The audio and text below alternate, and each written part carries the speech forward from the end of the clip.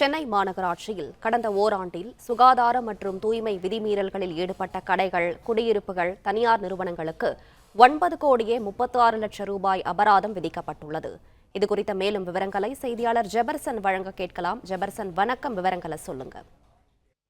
சென்னை மாநகராட்சியில் விதிமீறல்களில் ஈடுபட்டவர்கள் இடமிருந்து வசூலிக்கப்பட்ட தொகை ஒட்டுமொத்தமாக ஓராண்டிற்கு 9,36,00,000 என மாநகராட்சி தெரிவித்திருக்கிறது. சென்னையில் பல்வேறு விதிமீறல்களை குடியிருப்பு வாசிகள், அதே போல குப்பைகளை ஆங்காங்கே வீசுவது உள்ளிட்டவைகளுக்கு ஸ்மார்ட் மைன் திட்டம் கடந்த ஓராண்டுக்கு முன்பாக கொண்டு வரப்பட்டிருந்தது. இதன் அடிப்படையில் பல்வேறு இடங்கள்ல அதிகாரிகள் குழு அமைத்து சோதனைகளை மேற்கொண்டு வந்தனர்.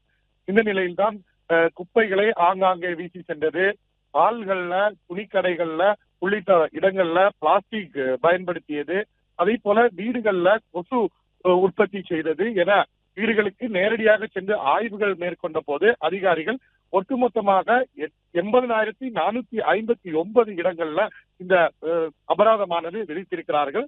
அதன்படி மாநகராட்சிக்கு 9,36,49,000 ரூபாய் இதன் மூலம் பணமானது வசூலிக்கப்பட்டிருக்கிறது. தொடர்ச்சியாக இந்த குழுவினர் தொடர்ந்து கண்காணித்து வருவதாகவும், இதுபோன்று விதிமீறல்கள்ல ஈடுபடுவோர் மீது மீண்டும் இதுபோன்ற ஸ்மார்ட் மைன் திட்டம் மூலமாக ஸ்பாட்லேயே அவர்களுக்கு அபராதம் விதிக்கக்கூடிய முறை தொடர்ந்து கடைபிடிக்கப்படும் என மாநகராட்சி அதிகாரிகள் தெரிவித்திருக்கிறார்கள். பிளே ஸ்டோர் மற்றும் ஆப் ஸ்டோரில் இருந்து பாலிமர் செயலியை QR கோடு மூலம் பதிவிறக்கம் செய்யுங்கள். செய்திகளை உடனுக்குடன் பெறுங்கள்.